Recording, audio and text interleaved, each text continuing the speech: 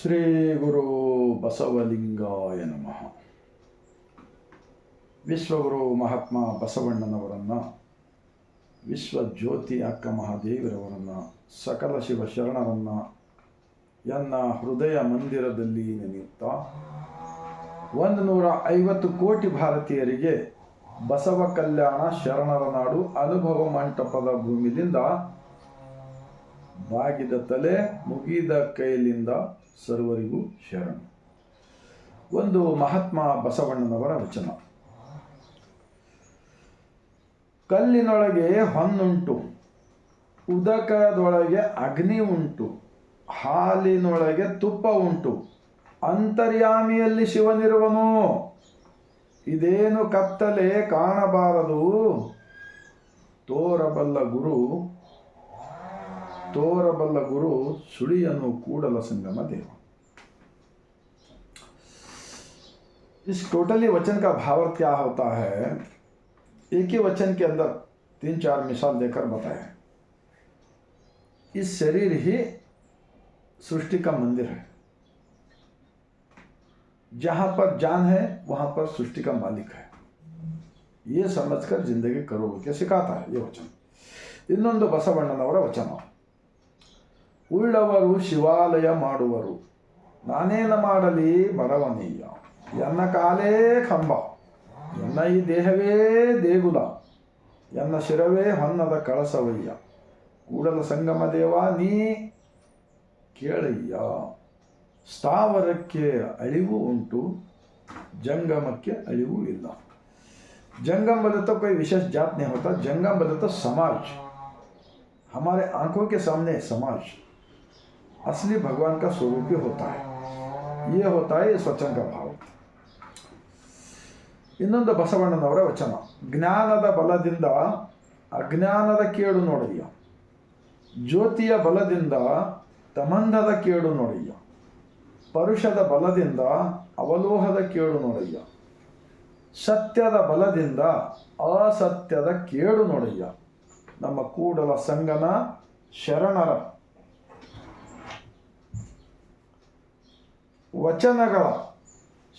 ವಚನಗಳ ಅನುಭವದಿಂದ ಎನ್ನ ಭವದ ಕೇಡು ನೋಡಯ್ಯ. इसका मतलब क्या होता है, जो 12वीं शताब्दी के अंदर 893 साल पहले अनुभव मंटप के अंदर सभी लोग मिलकर मेहनत करने वाले उत्पादक लोग, उन लोगों ने मिलकर एक सृष्टि का ज्ञान दिया है. इस शरीर को छोड़कर भगवान खतरे बाहर नहीं है. ये होता है, ये चलता फिरता जितने भी इंसान फिर रहा ना, चलता फिरता मंदिर है वो.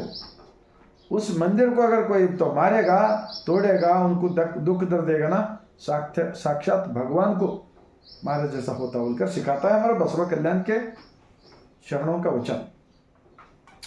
ಇನ್ನೊಂದು ಬಸವಣ್ಣನವರ ವಚನ. ಕಳಬೇಡ,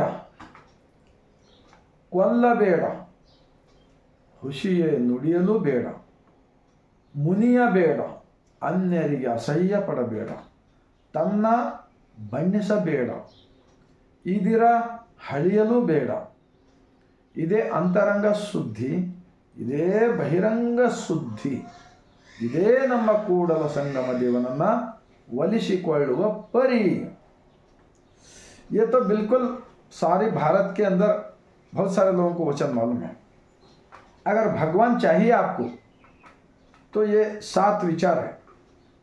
कालाबेड़ा, चोरी नहीं करना चाहिए. कोल्लाबेड़ा, कोई प्राण को हिंसा नहीं करना चाहिए इंसान को पकड़कर.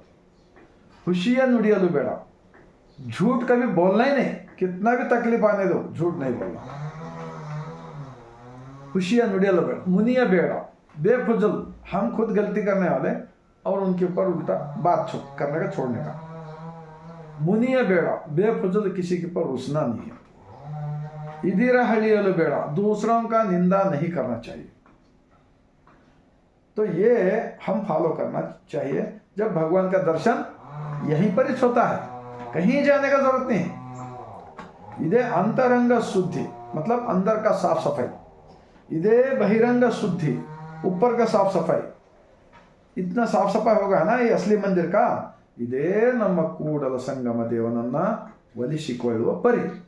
ಈಗ ಶರಣ ಸೋಮವಾರ ಅಂಥೇಳಿ 1 ತಿಂಗಳ ಪರ್ಯಂತರ ಏನೇನೋ ವ್ರತ ಮಾಡ್ತಾರೆ. ಆದರೆ ನಾನು ನಿಜವಾಗಿ ಹೇಳ್ತೀನಿ ಇವತ್ತು ಈ 7 ಸೂತ್ರ ಕೊನೆಯದಾಗಿ, ಯಾಕೆಂದರೆ ಈ ಶರೀರ ದೇವಸ್ಥಾನ ಇದೆ, ಅಂತರಂಗದಲ್ಲಿ ಜಗದೀಶ ಇದ್ದಾನೆ, ಎಲ್ಲವನ್ನು ನೋಡುತ್ತಿದ್ದಾನಲ್ಲ.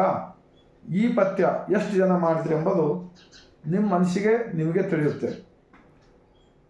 ಇವು 7 ವ್ರತಗಳು, ಊಟ ತಿಂಡಿ ಗಂಡ ಹೆಂಡತಿ ಸಂಸಾರ ಇವು ಎಲ್ಲದರ ಎಲ್ಲರ ಜೊತೆ ಉಳಿದು ನಾವು ಇದರಲ್ಲಿ ಗೆದ್ದಿ ಅಂದ್ರೆ ನಿಜಕ್ಕೂ ಹೇಳ್ತೀನಿ 1 ತಿಂಗಳ ಪರ್ಯಂತಿಗೆ ಶರಣ ಸಾಮರ್ಥ್ಯ ಮಾಡ್ತಾರಲ್ಲ ಎಲ್ಲ ಊರು ಪ್ರವಚನಗಳು, ಇವರೆಲ್ಲರೂ ಈ ವಚನ ಫಾಲೋ ಮಾಡಿದರೆ ಸಾಕು.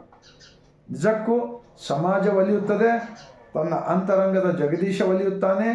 ಇದು ನಿಜವಾಗಿರ್ತಕ್ಕಂಥ ದೇವನ ದರ್ಶನ ಆಗುತ್ತದೆ ಎಂದು ಈ ಮೂಲಕ ನಾನು ಹೇಳುತ್ತಾ, ನಾನು ಕೂಡ 100% ಪ್ರಯತ್ನ ಮಾಡತಕ್ಕಂಥದ್ದು ಪ್ರಯತ್ನ ಮೊದಲಿನಿಂದ ನಡೀತಾ ಇದೆ. ಇನ್ನೂ ಸ್ಟ್ರಿಕ್ಟಾಗಿ ಮಾಡುವ ನಾನು ಆಶೆ ಇಟ್ಟುಕೊಂಡಿದ್ದೆ ಅಂತ ಹೇಳ್ತಾ, ತಮ್ಮೆಲ್ಲರ ಹೃದಯಕ್ಕೆ ತಟ್ಟಿದೆ. ಆದರೆ 150 ಕೋಟಿ ಭಾರತೀಯರಿಗೆ, ಇಂದಿನ ರಾಜಕಾರಣಿಗಳಿಗೆ, ಇಂದಿನ ಜ್ಞಾನ ಕೊಡ್ತಕ್ಕಂಥ ಗುರುಗಳಿಗೆ ಈ ವಿಚಾರ ಅವರು ಫಾಲೋ ಮಾಡಬೇಕು, ಮತ್ತು ಇನ್ನೊಬ್ಬರನ್ನು ಕೂಡ ಫಾಲೋ ಮಾಡಲು ತಿಳಿಸುವಿರೆಂದು ನಾನು ವಿನಂತಿಸಿಕೊಳ್ಳುತ್ತಾ, ಪ್ರತಿಯೊಂದು ಗ್ರಾಮ ಪಟ್ಟಣಗಳಲ್ಲಿ ಬಸವಾದಿ ಶಿವಶರಣರು ಸ್ಥಾಪಿಸಿದ ಅನುಭವ ಮಂಟಪದ ಲಿಂಗಾಯತ ಧರ್ಮದ ವಚನಗಳ ಚಿಂತನೆ ನಡೆಯಲಿ ಎನ್ನುವ ಒಂದು ಮಹಾದ ಆಶಯದೊಂದಿಗೆ ನಾನು ವಿನಂತಿಸಿಕೊಳ್ತಾ, ತಮ್ಮೆಲ್ಲರಿಗೂ ಮತ್ತೊಮ್ಮೆ ಬಸವನಾಡು, ಶರಣರ ನಾಡು, ಅನುಭವ ಮಂಟಪ, ಬಸವ ಕಲ್ಯಾಣದ ಭೂಮಿಯಿಂದ ಮತ್ತೊಮ್ಮೆ ಸರ್ವರಿಗೂ ಶರಣ.